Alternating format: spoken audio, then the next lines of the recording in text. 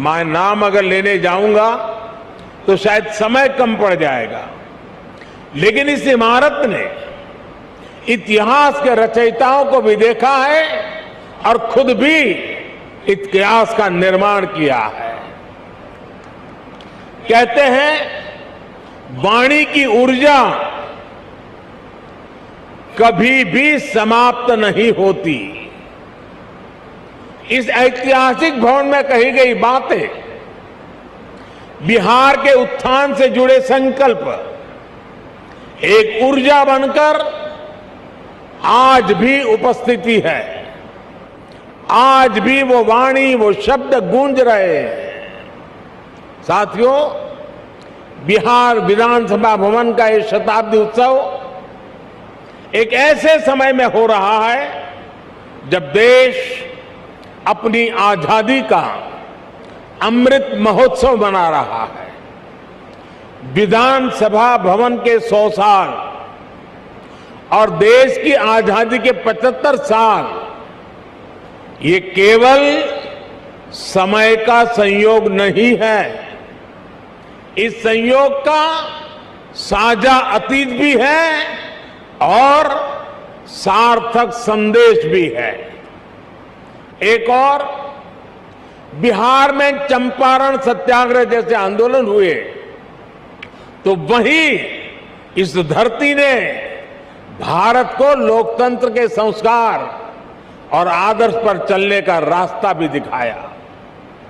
दशकों से हम ये बताने की कोशिश होती रही है कि भारत को लोकतंत्र विदेशी हुकूमत और विदेशी सोच के कारण मिला है, और हमारे लोग भी कभी कभी ये बातें बोलते हैं। लेकिन कोई भी व्यक्ति जब ये कहता है तो वो बिहार के इतिहास और बिहार की विरासत पर पर्दा डालने की कोशिश करता है। जब दुनिया के बड़े भूभाग सभ्यता और संस्कृति की ओर अपना पहला कदम बढ़ा रहे थे, तब वैशाली में परिष्कृत लोकतंत्र का संचालन हो रहा था।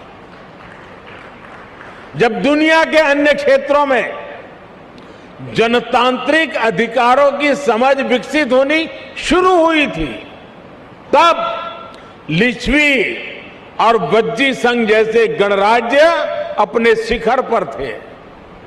साथियों, भारत में लोकतंत्र की अवधारणा उतनी ही प्राचीन है जितना प्राचीन ये राष्ट्र है, जितनी प्राचीन हमारी संस्कृति है।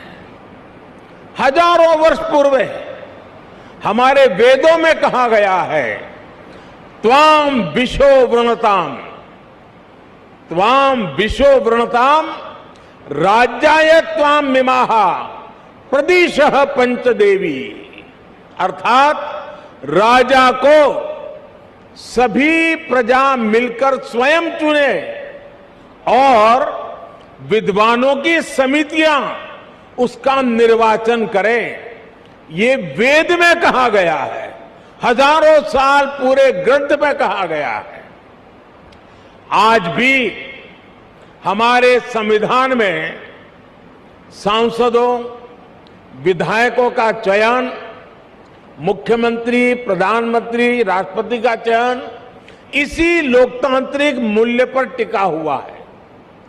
एक विचार के रूप में हमारे यहां लोकतंत्र इसलिए हजारों वर्षों से जीवित है क्योंकि भारत लोकतंत्र को समता और समानता का माध्यम मानता है।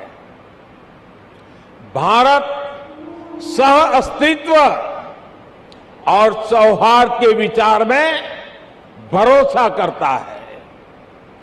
हम सत्य में भरोसा करते हैं, सहकार में भरोसा करते हैं, सामंजस्य में भरोसा करते हैं और समाज की संगठित शक्ति में भरोसा करते हैं।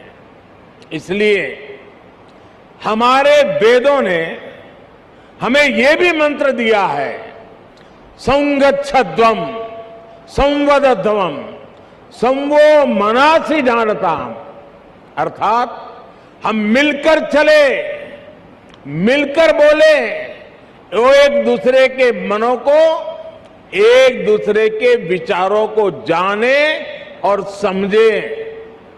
इसी वेद मंत्र में आगे कहा गया है, समानो मंत्र समिति समानी समानम मनः सहचित्तमेशम, अर्थात हम मिलकर समान विचार करें, हमारी समितियां, हमारी सभाएं और सदन कल्याण भाव के लिए समान विचार वाले हो और हमारे हृदय भी समान हो।